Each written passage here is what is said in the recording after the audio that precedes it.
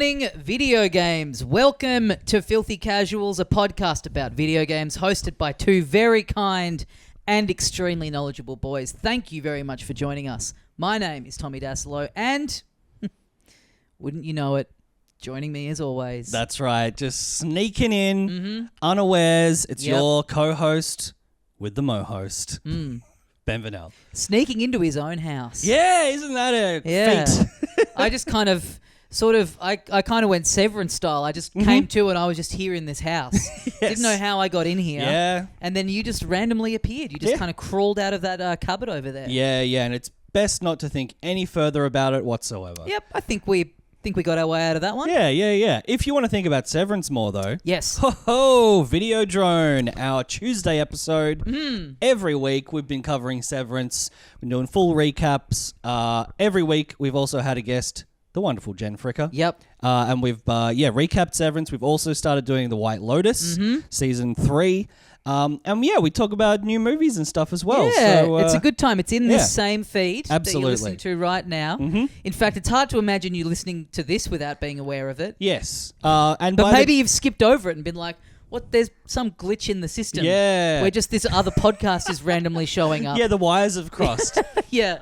Actually, by the download numbers, we are probably aware that you are all listening to it, which is nice. Yep. But for more entertainment news and reviews and random chat. Catty comments about the red carpet. Oh, yes. Tomorrow our bonus episode will be going up, which you can listen to by going to patreon.com/filthycasualspod. Sign up for the extremely kind and knowledgeable tier. Yeah. Get an extra episode every gosh darn week. Yeah, we do these like deep dive premium episodes too. Yes. We just did the complete timeline of Kazuma Kiryu from the Yakuza series.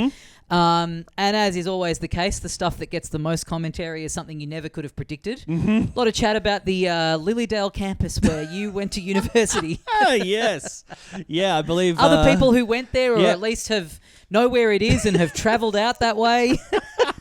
Bus routes that you can get there, train timetables heading out that way. I mean, it's a lot of good information that you can only get from the Discord, which you also get access to on patreon.com/filthycasualspod. I mean, we sort of don't really go into this all that much, but this is our job. We get a little bit of ad money, but by and large, we are listener supported. So if you like getting the show every week, you appreciate the effort that goes in, the 2 episodes in the feed every week, chuck a couple bucks into the Patreon because it does help us keep doing this. That's right.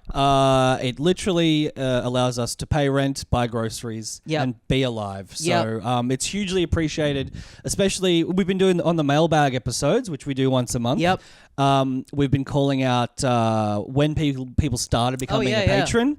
And some people have been really supportive of us for a long time, but also seeing people pop up from January 2025, it's just as rewarding and nice to see. So jump on board. It really helps us. And I'll tell you what, we'll be using some of those pennies down the line to purchase some video games, including one that got announced. Well, I believe just this morning.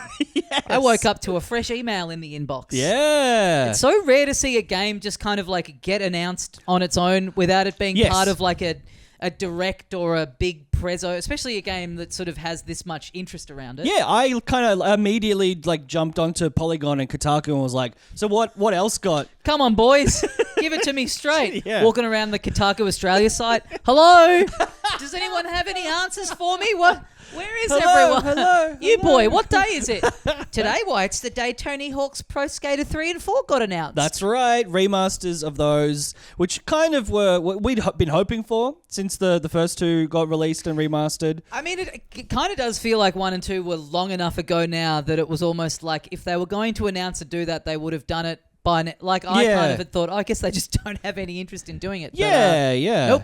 They have interest. And so do I. I'm really keen to play these. I don't know that I ever played the originals of these back in the day. So, I'm looking forward to checking them out. And it did remind me, like, I never did too much of 1 and 2. Oh, right. I should dust that off. Yeah, no, that remaster pack, I think I 100%ed. Wow. I fucking loved those games. And I think I played 3 when it came out. I know that, I guess interest started to wane when they sort of did the weirder underground and stuff like that. But I feel like still liking 3 when it came out. So I'm pretty sure from reading the book about Blizzard and Bobby Kotick, that it was Tony Hawk and Guitar Hero, where when he came in, he was really like, to Activision, he was really like, I want there to be one of these games every 6 months. Right. Like initially he was like, keep churning them out. Yeah, one every couple of years. And then he was kind of gradually trying to get them to come out shorter and shorter gaps in between. And so hit like that, the Tony Hawk franchise having all the weird offshoot stuff and the quality really waning is like really attributed to him cracking the whip and being like, get as many of these out as you can. It's that capitalist growth mindset. Why can't it just be as good as always at a regular pace? Why can't everything that I like stay the same and exactly as I like it for the rest of my life? That's right. Why do I have to be challenged? Why does something have to come out more and more frequently and become worse and worse? And it turns out if you do that, you just fuck a franchise. So happy to see these coming out in July, I think it was. Yeah. But you know what? I was thinking, we talked the other week about how they announced that some of the Like a Dragon characters are going to be in Dave the Diver. Yes. Dave the Diver, for some reason, seems to be the game where everything has a collab with. And that's fine. It kind of does lend itself to that. Yeah, but you know a franchise that I would just love to see every character that I like rock up in? Ooh, Tony Hawk. Absolutely. Get Ichiban. Get Ichiban in there. Yeah. Because back in the day, I do remember it being, I feel like Tony Hawk was like one of the first games to have that real crossover thing. Because was it like Spider-Man or something was in the first or the second one? Yeah. And that really being like, whoa, this is so weird having this other pop culture character. And of course now that's sort of everything. Yes. That's movies and things like Smash Brothers, but totally. Fortnite, obviously, yeah. But I mean it's the perfect format for it. Yes. It can have its own little special moves. Exactly. Having the roster, like fighting games, they do the same thing. They'll have like, the Ninja Turtles are in Mortal Kombat now, but the sort of lightheartedness of a Tony Hawk game, being like, chuck in fucking Garfield. And I think I just saw a thing about how the Doom character is going to be there. Yeah, so obviously they're already going to do some version of this, but my point being, if a game is going to pop up in anywhere else, it should be the rule that it has to be in Tony Hawk first. Yeah, great. Yeah. Have as many things in Dave the Diver as you want. But but you have to be able to play as the little tugboat on a skateboard from Dredge in Tony Hawk's Pro Skater 2 before you can be doing the crossover with Dave the Diver. I like this. I feel like we should probably be in charge of the video games industry. Yeah. We can hand out some mandates of like, I'll be honest, when we started this, I really thought that would have happened by now. Well, it's coming up on 10 years. It is coming up on 10 years. If anyone, maybe the bigwigs are just waiting for the 10-year anniversary to give us the tap on the shoulder and be like, you know what, we've been really impressed. Yeah, you guys you've proven yourselves in the slums of podcasting. Yep. Now it's time to take the reins. Yeah, here's the license key to the city. Yeah, you know what I'd like the keys to? The Pokemon Company. Yeah. Fuck, they need someone to just... I think they really are one of the rare brands where I think most armchair experts could kind of get in there and do certainly as good of a job as they are doing. Yes. It was Pokemon Day recently, which commemorates the release date, I guess, in Japan of the first Pokemon games on the Game Boy. And they'll often do a Pokemon Presents, which is where they kind of announce all their new stuff. It was I think it might have been at 1 a.m. here. Right. And I happened to be up. Oh, interesting. Burning the midnight oil. Yep. Snorting the midnight oil. Racking up lines of the Colombian midnight powder.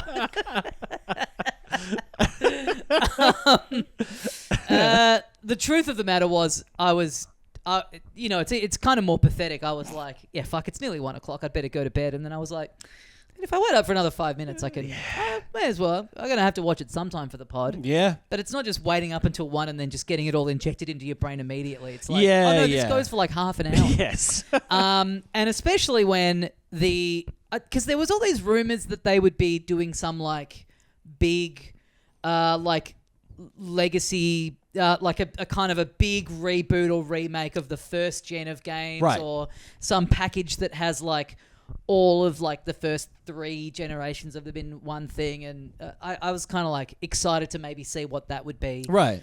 And then I'm sitting through a fucking announcement about the 2nd season of the Netflix series of Pokemon Concierge. Yeah. Which does look cool. Yeah. A whole bunch of shit about, I don't know, the fucking what's coming to the app, the trading card game app. Not the sleep app?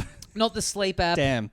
Which you should have been using at that time. I should have been using, yeah. And then a thing that sort of looked like it was going to be a trailer for that rumored game. Right.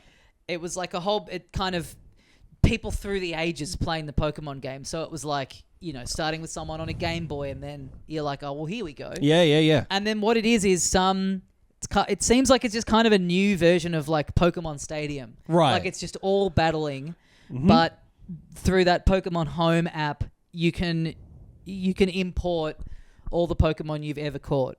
Oh, okay. Because you know, at a certain point, I think it is still possible to have Pokemon that you caught on your original copy of the cartridge back in 1996, because then you could transfer them over to the Game Boy Color version, and then from there you could transfer them to the Game Boy Advance version. Yeah, fuck. And I think at a certain point, they've found a way for you to be able to... There's now an app that houses all of them that you've ever caught. That's actually sick. Across the years, if you've kept them through the cards. Yeah. I think so. Yeah. I think that's the case. But so yeah, the hook is that you can import them into the game, and also like ones that you've caught on Pokemon Go. Right. But it just looks, I don't know, it's just a battling game. Oh, and it's for Switch and mobile, so it's like, well, that won't be good. Yeah, I mean, it'll be successful. It'll be successful. Yeah. And they did release also some more footage of the next Pokemon Legends game. So that was the big one. Yeah, that was the one that I was most interested in seeing. Yes. And unfortunately, I'd been visited by the Pokemon of Mr. Sandman. So I had gone 9 eyes. Yeah. I'd been hit with the attack of a little blue cap and little candle on a little holder. Yeah. So yeah, I caught up on this the next day. And I loved that first one. Yes, me too. I thought it was such a great mix-up of the formula. It kind of seems very weird to me to now...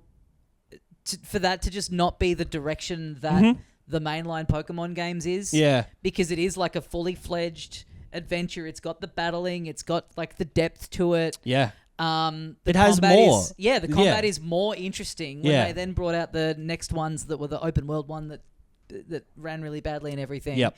It did feel like a step back. Yeah. It had the open world stuff, but in terms of the battling, it just felt like so much less interesting. Yeah. And I remember just like the town design, it was just like copied and pasted over and over. The plot was absolute boilerplate, like classic in a bad way, you know, Pokemon story or JRPG storyline. And Arceus had so much more to it. And then Legends is... Legends 2. What's the subtitle? ZA. It's not set in the past anymore? Yeah. This is the thing. Immediately when I saw the footage, I was like... I mean, now it's even weird because, at least you could say, like, well, the point of difference with the Legends strain of it was that it was like, it's like...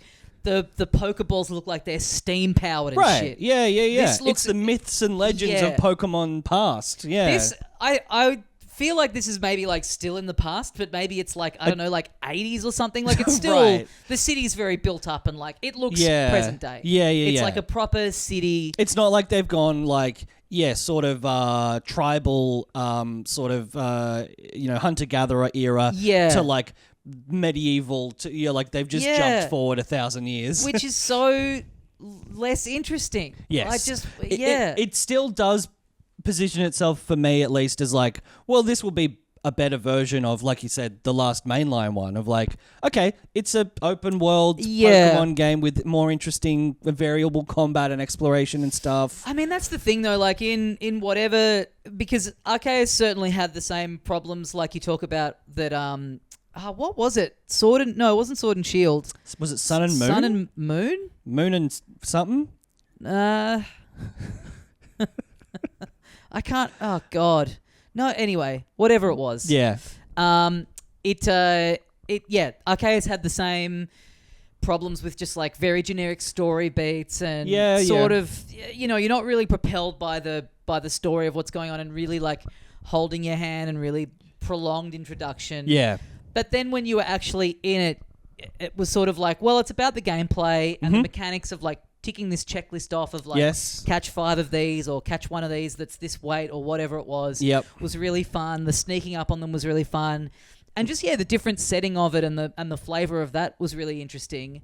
This, if it's just like, it's still got all that same issues with story that they kind of always have, and it's not really going to do anything interesting in that. And plus also setting-wise, it looks the same as... Yeah. It'll have that interesting gameplay, but it just feels like it's a bit of a shame. It just feels like a bit of a missed opportunity to me to really like... Yeah. Yeah. It does feel like, they accidentally stumbled upon a great version of Pokemon and then... as is Game Freak's, modus operandi, made the dumbest decision of what to do next. And seeing how the mechanics of... Because in that first one, it was very much like you're in a little settlement and then you would go out into the wild. Yep. This is like in the city, they've got these wild areas kind of set up. Right. These little zones that you will walk into. And so seeing how that all functions and works is pretty similar to... the previous one. Yeah. The battling looks a little bit more in-depth again, where you've actually got like real-time movement, so you can position yourself like out of the way of attacks and... Yeah, you're doing your little dodges and rolls and stuff. Which I don't think you as the trainer could move in the last one. Yes. But you couldn't move your Pokemon around, which it looks like you can in this. So that's interesting. That's cool. I think the UI looks really dull, and this is the big thing that everyone's been commenting on. Of course it will be coming out on the Switch too. Right. But they can't say anything about that yet. And it looks kind of shitty. Yeah, right. Which is a bit... I don't know. Like, it's of course, it's going to have to come out on both. Yep. It's going to have to be a cross-gen game, I think. I don't think they'd be announcing it now. Right. Without saying that it's exclusively Switch 2. Yeah. I also think there's just too many people that are going to hang on to their Switch 1 to begin with. It's certainly for a franchise like Pokemon. Yeah. They can't really afford to take that leap to exclusivity. Yeah, exactly. Like, that's tens of millions of people who would still be buying it on the Switch, And so I'm sure it will look and run better on the 2. Yeah, I'm interested to see. Surely that'll be a thing where in this presentation that's fast approaching... There'll be a bit of like, oh, and we've already announced this, but here's how it's going to look on the, or here's some, increased functionality or whatever it is. Yeah. But it just is very weird timing for them to hamstring themselves by showing off. Because when they announce a big game, even if it is cross-gen, it's always like, here it is running on the PS5 Pro. Yeah, it's never, here's the... Here it is running on a 386 Pentium from 15 years ago. It's always, here's the best possible looking version of it. Yeah. So, I don't know. I mean, I feel like even if they had have done a bit of like a gussied up version of it and people going, oh, this is clearly running on them. Yeah, just not saying anything. Yeah, but it's strange. As is often the case with Nintendo and other Japanese developers, I feel like, because like end of March, Jan, Feb, March is like one financial quarter, right? Is this Ben's calendar watch? This is Ben's financial calendar watch. Oh! Yeah. FICAL. Yeah. I'm wearing a suit and tie for this one. BV's FICAL.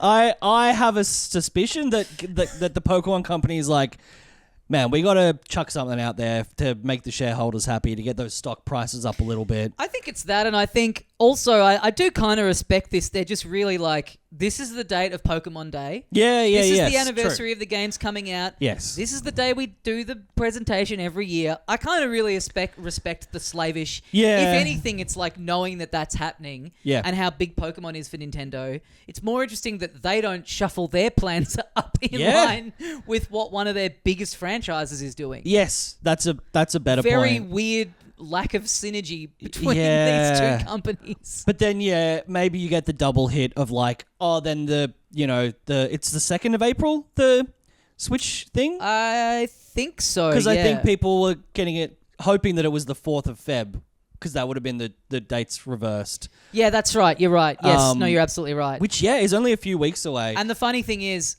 I've got a joke about the Switch 2 in my show. Hell yeah. Which is on, like, this is in the middle of my run. Yeah. Well, you can bring it in one day. So it's going to be a speculative joke, and then halfway through the run, it's going to turn into actual fact.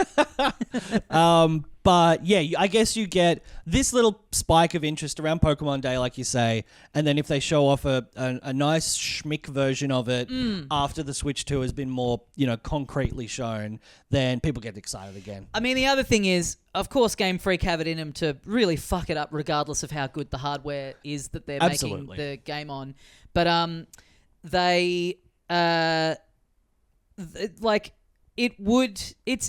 there were so many technical issues with really the last few Pokemon games. Legends, the design of it looked great, but when you got into the bigger areas, it was like pretty barren. Yes. And because, you also had the mounts, the traversal, which was great, but then, that made it even more hella stark janky. Of like real janky, pop up, like pop in, all of this, Which it would be really good to see them cook if they are even capable of that at the top end of the new hardware, right? Without having to develop it for also a now 8-year-old console. Yeah, yes. I kind of think the idea that there's maybe going to be a couple of games that are cross-gen between the Switch 1 and 2 is just if you're getting an upgrade 5 or 6 years in, sure, right? But it's so old to have to. To still work around. It does, and I feel like at least with the Nintendo first-party stuff that they would be a bit more capable of because Breath of the Wild ran good on the Switch. Like it ran better than it did on the Wii U for sure. Yeah. I don't think it hugely suffered for being that cross-gen one. No. It's probably because, it's Nintendo. They know exactly what's going on with the hardware. They've had a lot of time to build up to that. But the third-party ones, it is a shame because I could be wrong about this, but it feels like the Switch 2 in terms of its place in the current generation and the current tech is more powerful comparatively than when the Switch came out compared to the other stuff. Oh, I see. Yeah. I think it's a bit more powerful. It does feel that way. Yeah. I mean, it feels that way, and also it doesn't feel like there have been too many things that we're really seeing that are at the top line that are PS5 exclusives, that are at the absolute peak of what those consoles can do anyway. So yes, that's true. As we talk about this heaps, but everything is still coming out on the PS4. Most things seem to be still cross-gen. So the fact that the Switch 2 is like a PS4 Pro means that it's much closer to what everyone else is experiencing. At least in the console world. Right, totally. Which is great, and maybe the next Pokemon will be actually great and have good frame rate and all that stuff. Yeah. Who knows? I mean, it's funny because watching the start of the presentation where it's really here's Pokemon and, look how long it's been around for. Right. And I really just found myself getting sucked in on that and just going yeah, man, I mean, I remember being a little kid and getting into it and that was such a big early thing of I don't fully know where this is. Maybe this is from that place called Japan. Right. Oh yeah, I think most of the stuff I like. It's such a great brand and it's such a great franchise and those early ones especially. Mm-hmm. I was really maybe I'm going to get all the way back in. Yeah. And then you just see the most of what they put out now is these apps and all this stuff that I'm I'm just got no interest in this. It's lost so much of the quaintness, and then the actual the main line, the proper games are they run bad. You're seeing one. You're seeing a game and it's back when it was running at 15 frames per second, and it's no, that was from 2022. Thinking about a version of Pokemon where they've had the innovations that something the Mario series has had over that period of time. But hey, seeing a version of it where it looks beautiful and it runs really well. Oh yeah. I mean, I've been thinking about that a lot this week because I've been playing the new release, Monster Hunter Wilds. Oh, I was going to bring that up as a franchise that has managed to get the most out of Nintendo hardware for a lot of its lifetime, right? And then fucking jumped straight over to Sony when the going got good. Yeah, they are funny with it where they'll like, they kind of, Capcom do seem like they're most closely aligned with Sony. Right. With PlayStation, certainly with like Resident Evil and stuff. Yes. But yeah, with Monster Hunter, it's like a weird one. They've had ones that have been exclusive to the DS. Yeah. And then, they had the last one was a Switch exclusive for a long time. It eventually got ported to PC. But then, yes, they are back now. They have brought out Monster Hunter Wilds. Yes. Which is I'm going to say, beautiful looking game. Yeah. Are you playing this on the PC or on the PS5? I am playing it on Sony, brackets R, brackets, PlayStation, brackets R or TM? Oh, could be both. Why don't we just, to be safe, we'll say it's both. Okay. And then 5.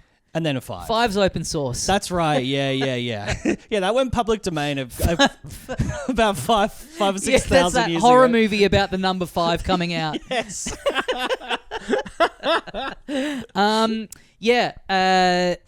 I've been playing it on the PS5. Yeah. Because I have seen, I think, some people playing it on PC and being like, it's a little buggy. It's not quite. I'd kind of heard that when the demo came out, and I sort of thought, it's very high end. I didn't really want to get into the weeds of tweaking the settings and everything. I was just, you know what, give me the experience. You just tell me how it's meant to look. Yes. And I'm playing it on the PS5 too, on the performance mode as well. Yeah, me too. Nice and smooth. Me too. I've been tempted to kind of dip in and see what it looks like in the higher res, but I don't know. You want it smooth. There's so much going on screen a lot of the time. And so, you didn't play the demo when it came out, which is just the start of the game. Okay. So I was doing a lot of skipping. Sure.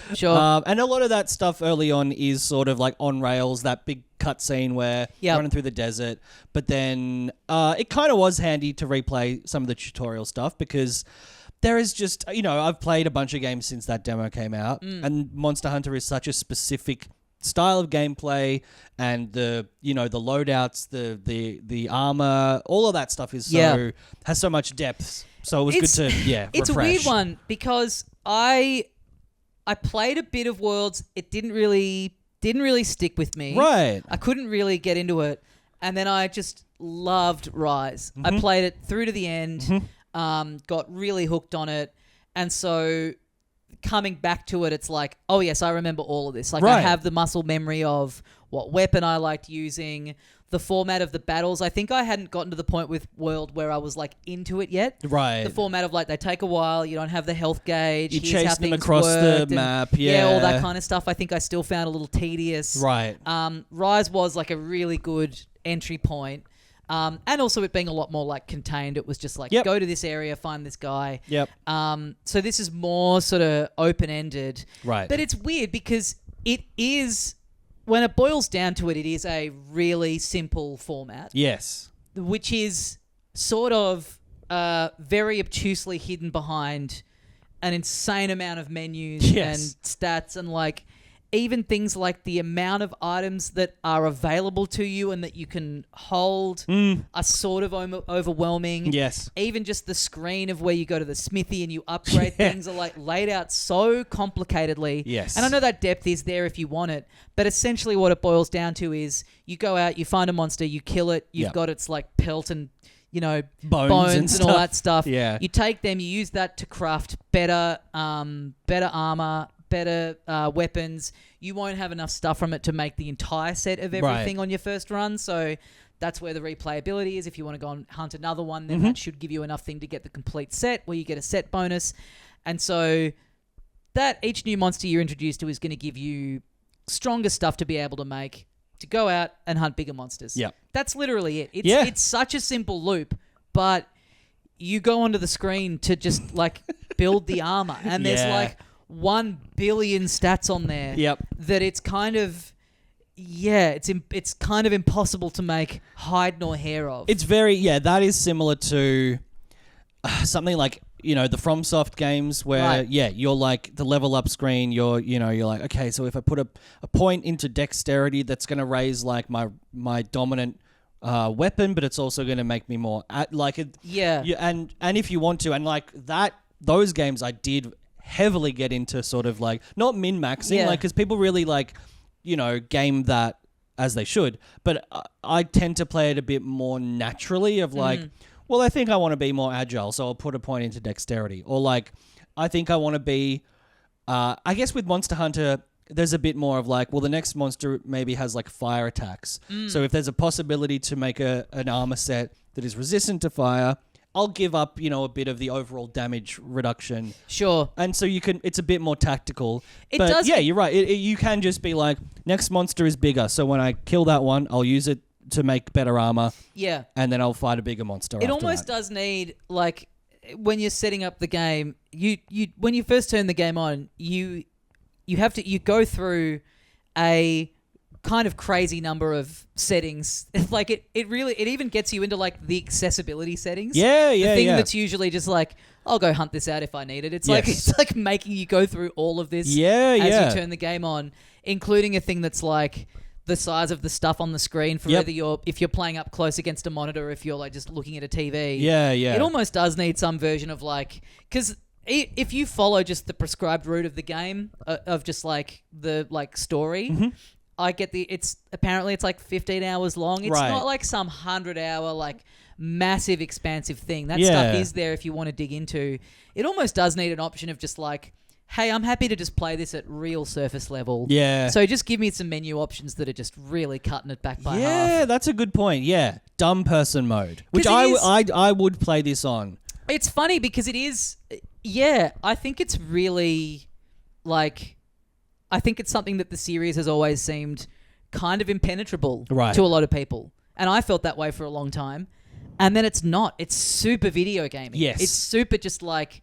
I'm just taking on a baddie. Yeah. You got to learn, and you don't even have to learn your combos, but positioning, movement, putting your potions and like your, traps and bombs in the quick menu, basically, figuring out that you get more maneuverability, jumping on your mount. Yeah. You can circle around, and like that stuff. It becomes very second nature after you've done a couple of battles. I think that's what's I'm finding great about it is how much I've just slipped right into it. Right. Like it really feels familiar and like a warm bath. Oh yeah. Because there's like there are like 10 weapons or something.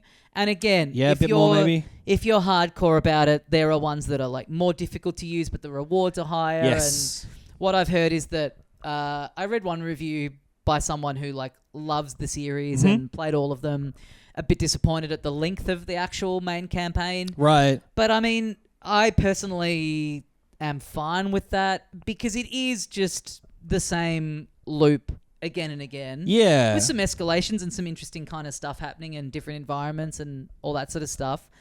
But it's not something that I feel compelled to want to do for hundreds and hundreds of hours. For me, like that previous one, 10, 15 or whatever it was, like that was plenty. And if you want to, that's the thing. If you do want to play it for 100 hours, you can.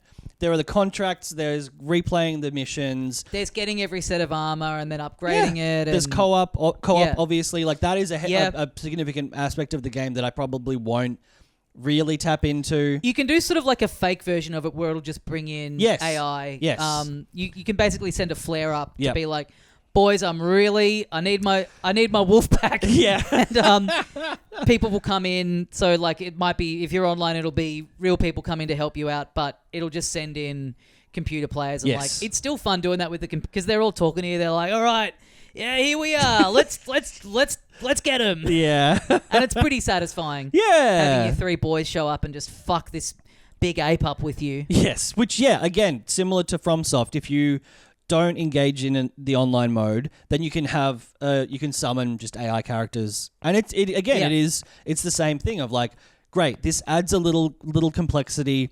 Often it's like, well, they can distract the monster, because they're a bit more aggressive than me while I set a trap, or vice versa.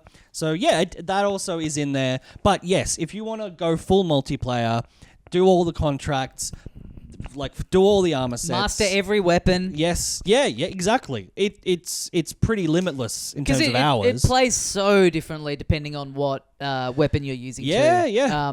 And yeah, just the effect of having played quite a lot of it on the Switch version of Rise, and I mean, it was doing its best, but it didn't look great. Right. It looked great for a Switch game, but it was very. And then the upgrade to this of just it looks beautiful. It's so fluid, and the thing with these games where the monsters that you're fighting, they do all have patterns. They are very video game boss in that way. Yeah. But they feel, video game bosses generally they're very oh, okay, this is the pattern. Yeah. But this still a bit more rigid, right? Yeah, this still does have a degree of believability. Every environment you go into, you really buy that you're in this world and this big creature that can fuck you up, and this is how it really would behave. Right. There just is such a logic to how these things behave and what they do, and having to learn the patterns. Yeah. And it does all feel very natural. Yes. And I don't know if I've encountered it yet, because I'm probably maybe 3 or 4 missions in, but I do remember from playing a lot of World, which I loved, the sort of interactivity between monsters within an open world. Oh, yeah. They're fucking each other up. They're distracting each other. And that also, yes, lends it a level of not realism, but believability. Yeah, you do want to get because you're making a character that looks how you want. So you really are wanting it to be kind of really role playing. Yeah. In the sense of I'm a hunter. I'm going off on this mission. I'm fully. I'm immersed. I'm immersed in the environment. I mean that it does a bit of a. I guess it sort of has a good impact where it sort of starts you off in the desert.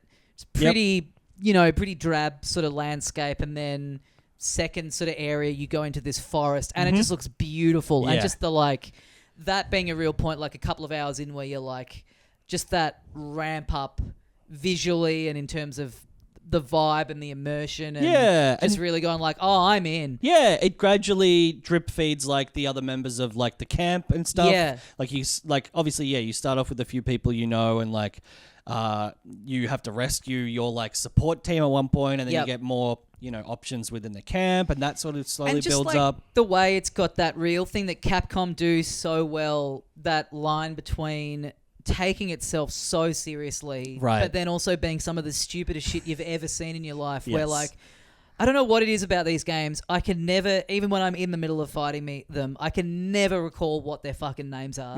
Yes. But there's you're doing a couple early on that are a big lizard thing or whatever. Yeah. And then the third or fourth one you do is this big ape that's farting on you, and it's so silly. Yeah. It's so silly in Japanese, but it doesn't undermine any of the rest of it. Totally. It all just sits so perfectly in the same, even just having a little cat that talks to you. I was going to say, I can see there are other games where I'm cats are don't go overboard on the cute cat shit. That's actually a turn off. And then in this, it's I love the little palicos. I love customizing my one, and doing your human, your character design. Where I tried to make my guy look. I don't know why. I think it was just because the default it had given me looked kind of like him, so then I just lent in. I've made him look like Anthony Kiedis. Fuck, that was not on my fucking bingo card. I think I just you pick from a 8 sort of face, presets, and then you sort of zero in on them, and I can never be fucked. I never go into that going I'm going to make it look like me, or having too much idea of what I want to make the guy look like. I was just looking through the hairstyles, and I was that kind of looks like a photo of Anthony Kiedis I saw the other day. That would be pretty funny if I just made a guy that looks like a Red Hot Chili Pepper running around. Fuck.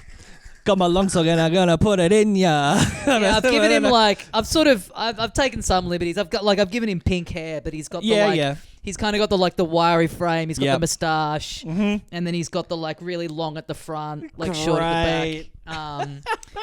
And then I got my little cat guy who I tried as hard as I could to get him to look like Cupid, and did an okay job. Yeah. It's going through, you get your cheekbone size and you're not, and all of that, you get so much specific stuff to make with your character there. And then you're like, okay, I'm done. And then it's like, yeah, now what do you want your cat to look like? It's like, oh yeah, I guess I've got to do this now. Yeah. I think my guy kind of looks like Geralt from The Witcher. Oh yeah, sure. He has like the cropped hair, but he has the sort of, the old Monster Hunter himself. And then my cat I made look like a little tiger. Well, hit us up if you want to play online. Yep. I will only play with people if they look like Flea, John Frusciante, and Chad... Not Kruger. No. That's what I was going to say. The guy who looks like Will Ferrell. Yeah. What is his goddamn name? Chad Smith. Is it Chad Smith? It's Chad Smith. That's a boring name. Yeah. Or if you look like Will Ferrell, I guess. If you've got a Will Ferrell, I will allow it. Yeah. But yeah, great game so far. I do anticipate finishing this campaign. Yeah. Love to knock this off. Love to knock off Pirate Yakuza. Yeah. Which is great because they are both about 15 hours long, I think. Yeah. And definitely within wider franchises that... Yeah, also there's way more to do in them if you want. But yeah, franchises that have their versions that go for significantly longer. Yeah. But yeah, I'm really enjoying it. I was not... I don't know. I think I really enjoyed my time with Rise. I wasn't... I knew I was going to play this, but it certainly wasn't one that was on the horizon where I was like, I absolutely can't wait. I had a feeling that maybe I just was like... Rise was just in a sweet spot for me. Sure, yeah. Where just something about it clicked and sort of you got your fill of the Monster Hunter. Yeah. But this one, I don't... like, Rise had like a little bit of a story. I mean, they all do, but... Rise was like, there's these big bad monsters that are going to like destroy the land. And you're sort of always going back to the same camp in that one too. Yep. And like you just literally are unlocking a new area, picking it from the menu, going to it, and then there's like, I think, 3 or 4 monsters in there that you're getting and then coming back. Yep. This is sort of essentially that still, but your crew is like, you sort of just essentially wash up in this place. You find this guy, you're trying to find out more about him, you're meeting these other... So you're like...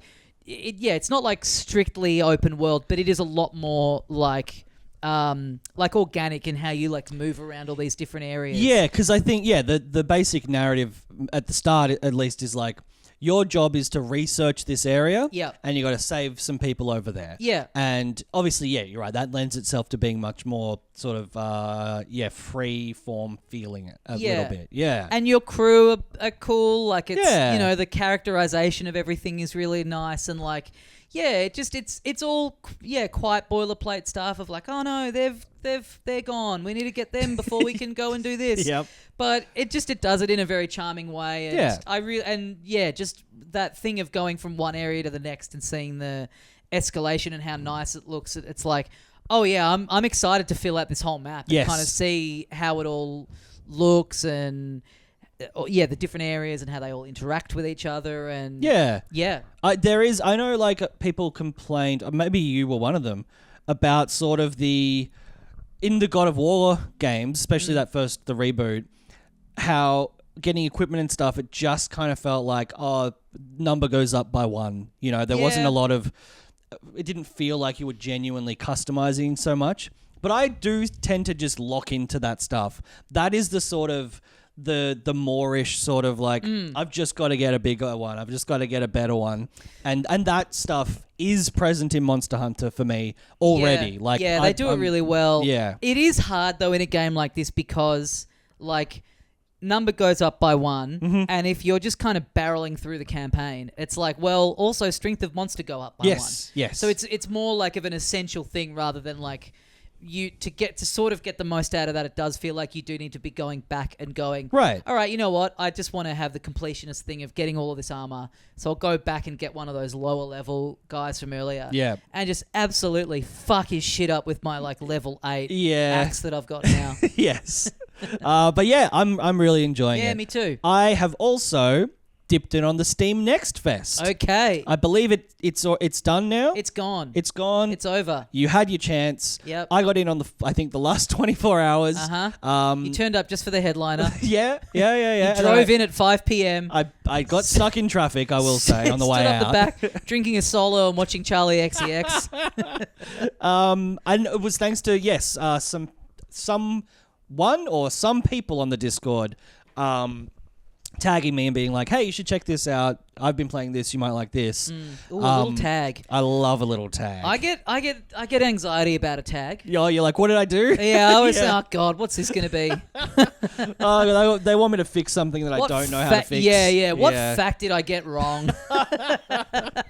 But and yeah, I think you'd spoken about some games already, and I'd sort of had a scroll and sort of earmarked some stuff. So yeah, I played a bunch of games. I've got I did another big scroll and downloaded a bunch of stuff. Yep. Two of which I played a little bit of that I'll talk more about in a bit. But I believe, the demos don't like delete. No, they're just.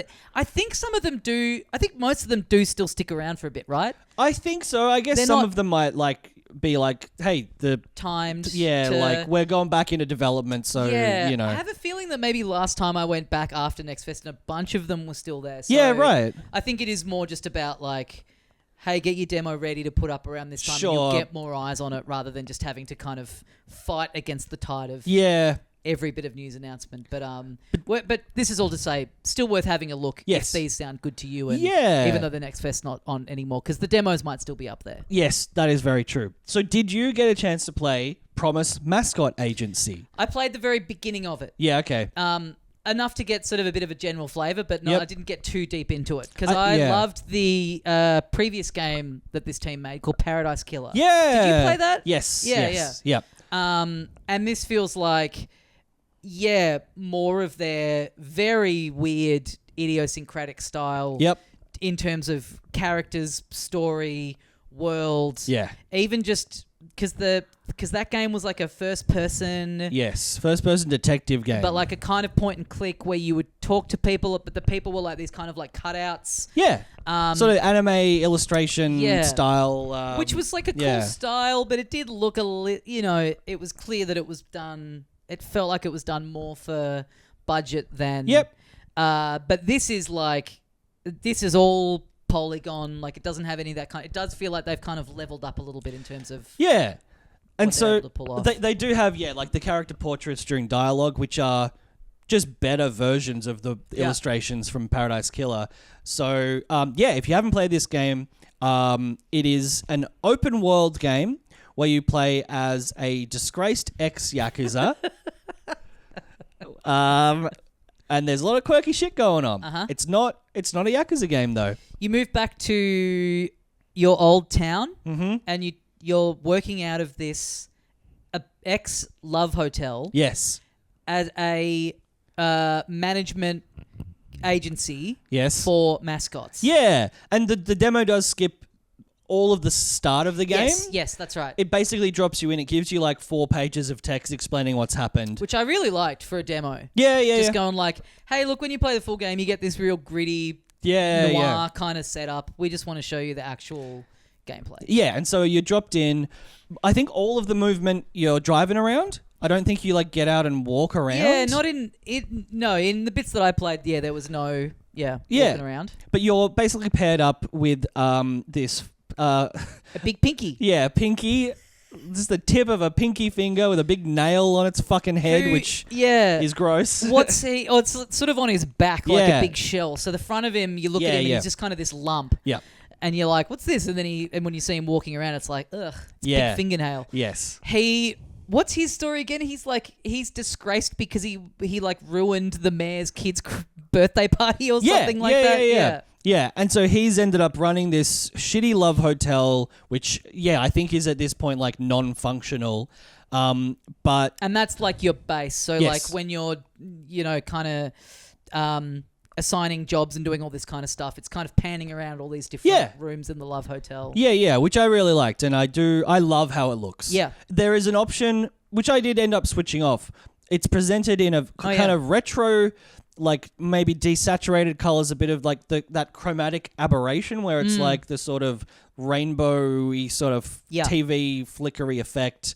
You can turn that off. It's much smoother. It looks a lot nicer if you do turn it off. I liked it because it's sometimes those effects they they've gone too hard with it. Right. But this is like a really nice version of it where it is quite subtle. Yeah. Like they just kind of, I think they mentioned that it's meant to be set maybe in the 80s or something, or they kind of mentioned like it's meant to be sort of time period appropriate and give it that sort of feel of that era. Yes. And it does a good job of that without feeling like sometimes when they have like the fake like CRT filter on like, sprite art games, it just looks a little, I don't know, a little cheap, a little... Right. You're a little aware that you're just looking at something with a filter over the top of it. Yes. But I didn't kind of feel that way with this. No, it does feel much more like a specific, like, artistic, creative, point of view.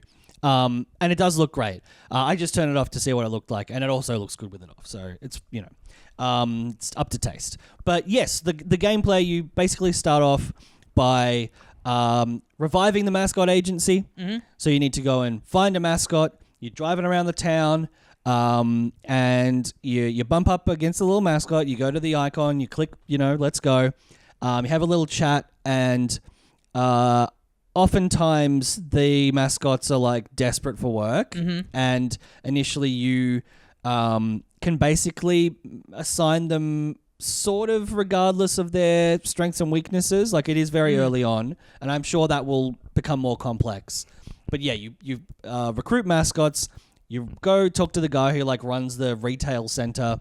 He gives you a bunch of jobs, and as you explore the map, there are like side quests that can give you like bonuses and little items that you can send out with the mascot to ensure they do their jobs correctly. And it also introduces this thing called like mascot hero cards. Mm-hmm. And so they are, if a mascot is out on a job and they run into some trouble, which it seems like kind of most of the time they might because it's an interesting gameplay mechanic, it'll be sort of like a little card battle scenario where the problem, like what the first one I think you encounter is you have a little tofu guy and he's at his job and he's trying to go out onto the stage to start being a mascot, and the doorway's too small. And so the task is you've got to defeat the doorway, reduce its health to 0, and you've got like a mascot hero card for like your little mascot helper mate, she is a real person who helps the mascots with their jobs. Like in game, sort of the lore is that she like is dropping them off and picking them up and shit like that. And so she's a card and she can do a certain amount of damage. And then I think maybe Pinky is a card as well. Mm-hmm. And so you just play those cards and it defeats the doorway. Tofu pops through.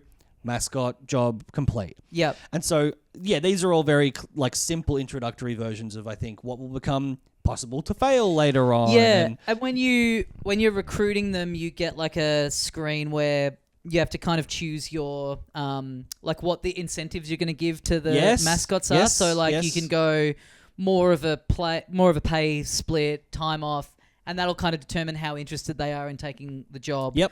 But you might want to wring more money out of them. Yes. So you might want to be a real miser and see what you can get away with. Yeah. Yes, and the options are like give them a 5% cut, give them a 10% cut, give them a day off every 5 jobs, give them a bonus every 6 jobs, stuff like that. So that's all in there as well. That's, much more part of like the management sim side of it.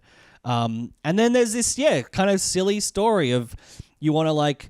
I think you get your like business license because you promised the mayor like I'm going to build this town up again and make it a real place to visit. Yeah, the town's a fucking shithole. Oh yeah, it's just a big fucking trash dump. Yep. And so and there's you can sort of come across little events as you're driving around the town that it might be a little guy who'll sell you some stuff if you do a task for him or that kind of stuff. But it looks great. It's really fun to play. And it's just a cool, like speaking of the, Yakuza, a game with all these little mini games that make up the overall game. And I really like it. It's just got such a great personality to it. It's so completely unique. Like, your little base being in a love hotel, I've always loved mascots. Yeah. And just treating them as like an actual, kind of in a real Pokemon way of these are actual little creatures. Like, yeah. That is a great comparison. Yeah, I didn't even think about that. But yes, it is very Pokemon as well because you do end up doing these like, turn-based battles with them as well. It just feels like they they have this framework and they're like, let's make every element weird. So you're an ex-Yakuza guy, they're mascots, you're based out of a lot, like all these different things that could just be, here's my house, or, oh, I'm just a kid who's moved back home or whatever. Having every single element be something kind of offbeat and full of personality in a way that doesn't feel forced or like kind of trying too hard or whatever. This I was a fan of Paradise Killer, and it's cool to see them sort of just really zero in on what they're good on and just really expand and do something that's a bit more technically kind of involved as well. Yeah, and I will say it is funny. Yeah. Like it is trying to be funny, and it is funny. It's a rare solid example of that. And it's out, I think it's got a date, right? I don't remember. Promise Mascot Agency. Promise Mascot Agency. The demo is, it may still be up. It is like you get a time limit. I think maybe an hour to just kind of fuck around the open world. It's out on the 10th of April. Oh, beautiful! PC, PlayStation, Xbox, and Switch. Awesome. Well, I will be playing it. Yeah, me too. I also played a few other games. This was one I know caught your eye as well. Is This Seat Taken? Yes. So this is a like cartoony 2D puzzle game, and the basic premise is you are assigning seating for a variety of things. It starts off you're a taxi driver, and one person is like, I want a window seat, and the other person's like, I want to sit next to my friend. So you plonk them in, and away they go. They're happy. And it just gets more and more complicated. The next one is like a bus, and someone is like, I didn't shower today. Someone else is like, I can't stand bad smells. One of those rare people who doesn't like bad smells. Yeah. And then, someone else is like, I want to stand, and someone else is like, I want an aisle seat. So a bit of that thing of like that riddle thing of like, well, I can't be like the eldest brother is all that kind of stuff. Yeah. And so like what the bus one, it'll be like, oh, that was easy to solve, and then it's like, well, it stops at another stop and more people get on. Yeah, okay, you got to move people around. Got to reconfigure. And who are you? Like, what's? I guess you're God. Why is this your problem? You're not the driver, I don't think. The idea that the driver has to worry about all this stuff. Yeah. You're driver. This guy's playing loud music. Where should I sit? Fucking sort yourself out. Man, I'm driving the fucking thing. Yeah, no, you're the little hand of God. The hand of God. Picking people up, plopping them down. You're free will. Yes, indeed. There's like a cinema where there's like several levels, and I thought it looks great. It has great personality as well. Like it's really fun, and the little characters are like cute little guys. And the sort of the complexity does increase as you go. It's like in the cinema, like there's popcorn on some of the seats, like a fair few, and it'll be like, I don't want to sit on a dirty seat. I want to steal some popcorn from someone. Sure. I want to sit next to my parents. And so I want to sit in row 2. I want to sit in row 3. So that adds this layer of, putting the puzzle together. It's not hard though. Okay. It varies, like it's impossible to get it wrong, if you know what I mean. Yeah, it's like, okay, you just have to look at each person's need, and there's basically going to be 1 or 2 spots for them to sit. It does seem from looking at it too like it's a maybe like a younger, like my first puzzle game kind of thing. Yeah, and that would make sense. And there are like, I think the last one you do is sort of an outdoor concert, and so there's like a lot of spots you can put them, and then there's a lot of different needs. There's like, I want to be near the speaker. I don't want to be near, or like I have a sensitive sense of smell, and there'll be like people with cologne and people wanting to sit with people and wanting to dance, and so it does ramp up.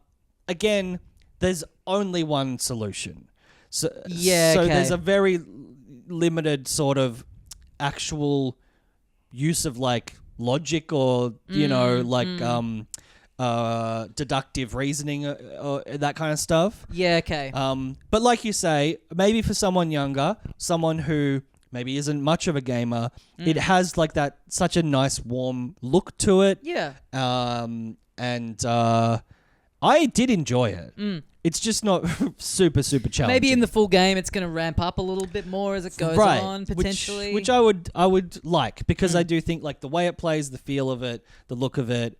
I really love all of that. Honestly, a game being too easy, it's not the worst thing. It's not the worst criticism. It's not the worst thing in the world. Yeah. But like you say, they are probably still all available to play.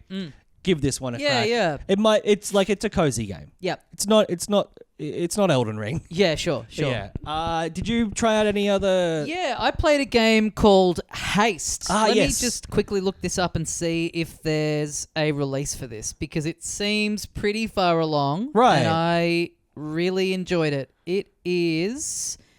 I don't think it has a date. Right. I've downloaded this one. I'm going to give this a crack at some point. So it's a... no date for it yet. Right.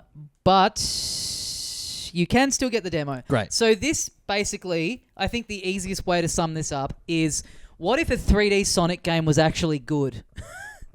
So it's... Fuck.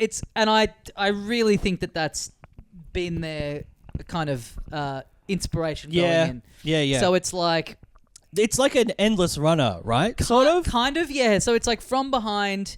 you're basically running up the screen, sort of veering left and right here and there, but you're running at this incredibly fast speed, and you're running off hills where you're then kind of gliding through the air, and you're holding down the A button to speed up your descent. Yep. Did you ever play Tiny Wings? Yeah. The phone game? Yes. So it's basically that, but in a 3D plane, where if you time the angle right and you kind of go down on like a dip, you'll get like a perfect landing that will build up your energy meter, and using your energy meter you can then get this boost, because you've also got this like sort of I don't know what you call it, like kind of corruption that's sort of taking over the land behind you. Right. So if you hit the ground, or you make too many bad landings, or you collide with a tree or whatever, it'll slow you down. Yep. And then you'll be, swallowed up by the darkness, and then That was the same thing with Tiny Wings, right? It was like nighttime was chasing you or something like that. There was a way to fail.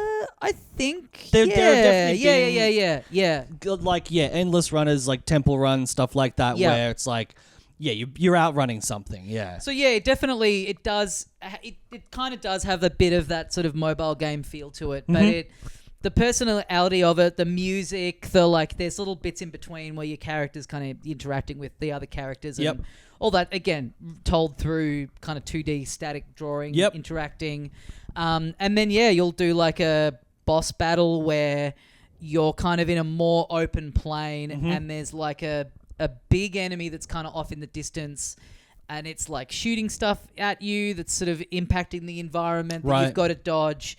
And basically you're getting up to it and then colliding with it and knocking it back, and you've just got to basically do that 5 times, and it's like it gets a little bit more involved each time. You're having to like run to another part of the map to find it, because the running's automatic. But it just feels great, and that idea of that sense of speed that, again, the Sonic games, the modern ones, try and do, and you've got your it just feels too on rails. Those games, like they've just never clicked to me, and the like automatic, the like homing attacks, it just feels, I don't know, it doesn't have that, it doesn't give you that feeling of speed. Really, it just feels like kind of a borderline cutscene. But this is like, it's got challenge to it. It's got strategy to it. It's got like, you need quick reflexes, and just when you're pulling off those moves, it feels great. It's so fun. Awesome. And it's very bright and colorful. Yeah. Like, for anyone who hasn't seen, because I've seen some screenshots, like,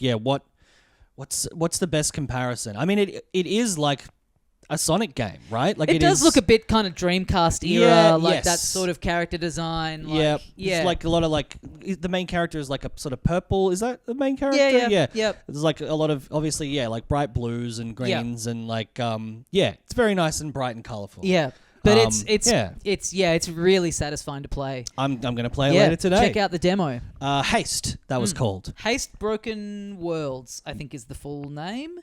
Yes, Haste Broken Worlds. What else did I play? Oh man, I played a very addictive game. It's called Castle vs. Castle. Oh yeah. It is a 2D game. On the left you have your castle. On the right There's the enemy castle. Black and white as well. And it is This is sounding exactly like the real world at this point. Or Spy versus Spy. Yes. It's you start off, both castles are about 5 levels tall. It's a deck building, or it's not. Oh no, it is building. Yes, you do add cards after each sort of level. Bottom of the screen, you've got all your cards. On the left, you have your resources. So you'll have a certain number of bricks, a certain number of swords, a certain number of magic, and similar. And each card that you have available to play will only be playable if you have enough of that corresponding resource. Okay. So it'll be like, if you want to attack and do like 4 damage, you'll need to have 9 swords in your resources. Some of the cards you play, and they give you some of those resources. So it's that's sort of the loop. Right. Every time you attack, your goal is to defeat the other castle by bringing it down to 0. And so you can attack by a variety of ways. Some of them are literally just doing attacks, and it's like, okay, that's a 2 attack power. It'll take it down 2 levels. Some of them are, and that'll use swords. There are cards like, I forget what it's called, but basically you steal 3 of their levels. Oh yeah. And you go up 3, they go down 1. And that takes bricks. So it's like, okay, if you don't have any swords, you still might be able to, use this on them. And there's also, I think you can win by building your castle so high it goes off the screen. Right. And so there are cards that you need bricks to play that are like, raise your castle by 7 levels.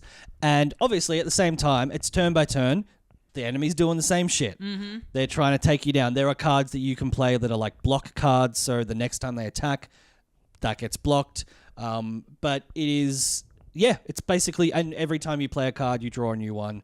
And same for the enemy. So you're just going back and forth, this little roguelike battle where it may last 1 round and they might take you out because they get a few good cards in a row. Yep. I think I've got 5 levels in, and at that point it's like a lot of like, play this card which gets rid of 8 of their bricks. Right. And then the next turn they might have got lucky and be like, add 8 bricks to your bricks. Stuff like that. Sure. So it's this like cycle of that. There'll be like big attacks where if you manage to like just keep playing cards that say add swords to your, resources and you're surviving, then there'll be a like 46 cost card that just takes out the entire enemy's castle. Yeah, right. So there's a bit of that sort of management stuff, but it's really addictive because it's super quick. It's just like you go in, you set up, it's done, the cards are all there. Turn 1, away you go, and every time you lose, you're just like, fuck, I could have done that better. Yeah. Back into the main menu, start again, straight away. And it's just all so simple. It's like a really good, play a couple rounds kind of game. I don't know what more they'll do to it, and I hope that it comes out soon because cool. It's just really, really fun. Like, I assume it'll be a, cheaper game.